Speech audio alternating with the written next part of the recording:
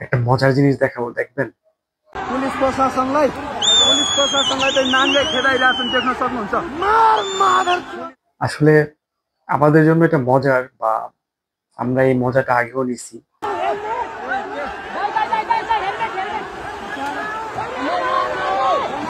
এর কারণ আমি বললেই বুঝতে পারবেন। আমরা যখন বাংলাদেশে গত বছর 2024 সালে জুলাই মাসে যখন আমরা আন্দোলন করি, তখন কিন্তু বাংলাদেশেও এরকম অসংখ্য ঘটনা আমরা দেখছি। তো এখন যেটা আমরা দেখতে পাচ্ছি, নেপালের সেই একই, মানে আমাদের স্মৃতিগুলোকে মনে করে দেওয়ার মতো। আসলে মানে আমাদের বাংলাদেশের ঘটনা বা বাংলাদেশের সেই পূর্বের গত বছর যা ঘটছে, 1 বছর আগে, সেই স্মৃতিগুলাকেই মনে করায় দেয় আসলে।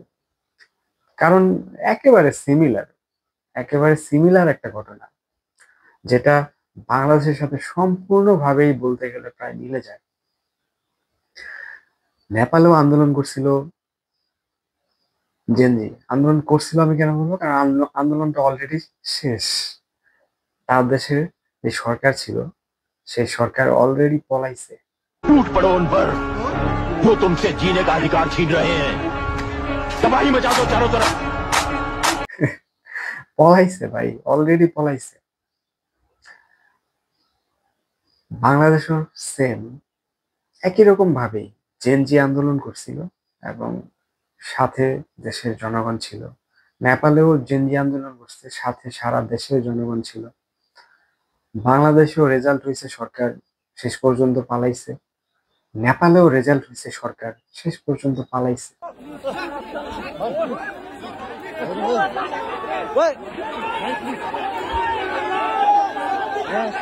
বাংলাদেশেও রেজাল্ট হয়েছে, পুলিশ বা অন্যান্য প্রশাসন, বিভিন্ন বাহিনী শেষ পর্যন্ত আত্মসমর্পণ বা ধরাশয়ী হয়েছে।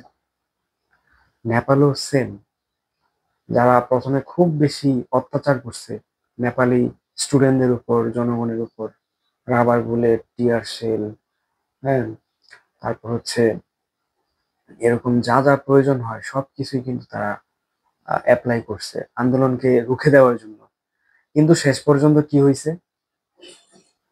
তারাও ব্যর্থ হয়েছে, এবং জনগণের সাথে, জেনজির সাথে টিকে থাকতে কিন্তু পারে নাই।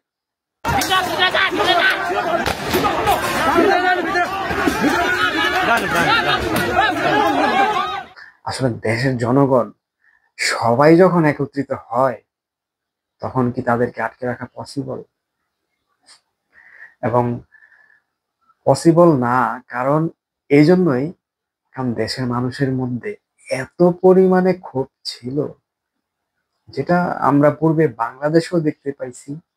বাংলাদেশের মানুষের ভিতরে অনেক ক্ষোভ ছিল, সেটা স্টুডেন্টদের সাথে একত্রিত হয়ে দেশের সাধারণ মানুষ থেকে শুরু করে রিক্সা চালক, দিনমজুর, গার্মেন্টস কর্মী, চাকুরিজীবী, প্রত্যেকটা পর্যায়ের মানুষই সেটা কিন্তু প্রকাশ করছে।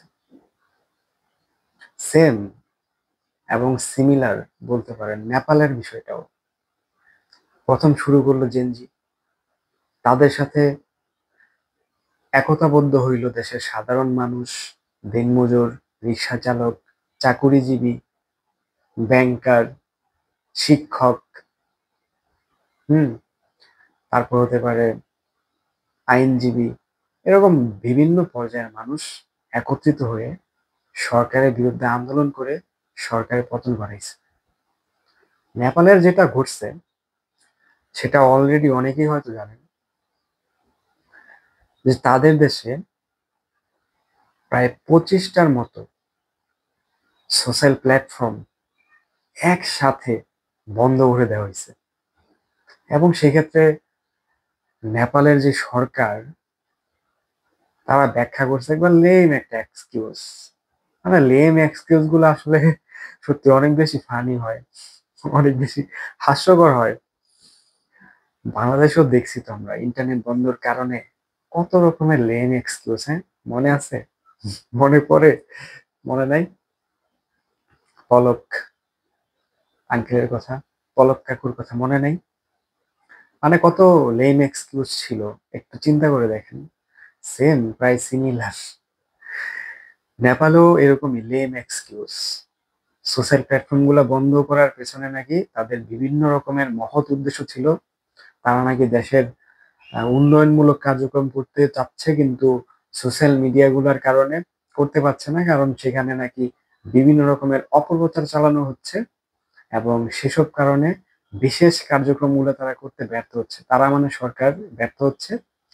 সেই কারণে দেশের যারা অপপ্রচারের সাথে জড়িত তারা যাতে সোশ্যাল মিডিয়া গুলোতে এই ধরনের কোনো প্রকার অপপ্রচার না করতে পারে, সেই জন্য সরকার নাকি 25টা সোশ্যাল মিডিয়া অ্যাকাউন্ট বা সোশ্যাল মিডিয়া প্ল্যাটফর্ম একই সাথে বন্ধ করে দিচ্ছে। এটা কি লেম এক্সকিউজ নাকি যুক্তিযুক্ত এবং সঠিক একটা উদাহরণ? আপনার কাছে কি মনে হয়? আমি ব্যক্তিগতভাবে মনে করি লেম এবং একটা বানোয়াট বা ফালতু একটা উদাহরণ, ফালতু একটা এক্সাম্পল। আমার মনে হয় আপনিও সেটাই ভাবতেছেন। তো এরপর যেটা হলো, দেশের জেনজি ফার্স্ট আন্দোলন শুরু। দেশের সাধারণ মানুষ, বিভিন্ন পর্যায়ের মানুষ একতাবদ্ধ হয়ে যখন আন্দোলন করতে থাকে, সরকার তো চেষ্টা করবেই তার গদি ধরে রাখতে। সরকারও অ্যাকশন নিছে, 144 ধারা জারি করছে, অনেক মানুষ হতাহত আহত হয়েছে। এরপর ফাইনালি সরকার আর পারে নাই, তাদেরকে পালাইতে বাধ্য হয়েছে, তারাও পালাইছে শেষ পর্যন্ত। কিন্তু একটা মজার বিষয় হচ্ছে তারা ঝুলে ঝুলে পালাইছে, হেলিকপ্টারের দড়ি ঝুইলা ঝুইলা পালাইতে হয়েছে। হেলিকপ্টারে যে রিল্যাক্সে বা আরামসে উঠবে সেই সুযোগটাও মানুষ দেয় নাই, জনগণ দেয় নাই, দেশের পাবলিক দেয় নাই।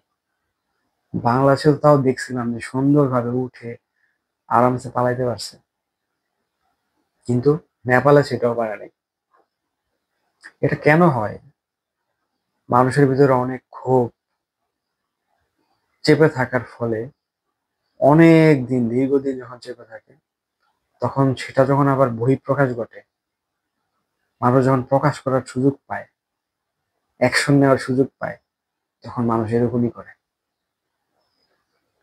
আচ্ছা, ওই জায়গা থেকে তো পরে কথা আর শেষ করলাম না। সরকার যে লেম এক্সকিউজ গুলা দিছিল, এগুলো আসলে লেম।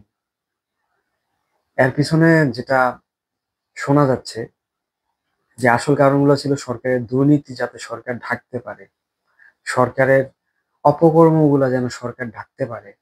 সেই জন্য নাকি নেপালে দুই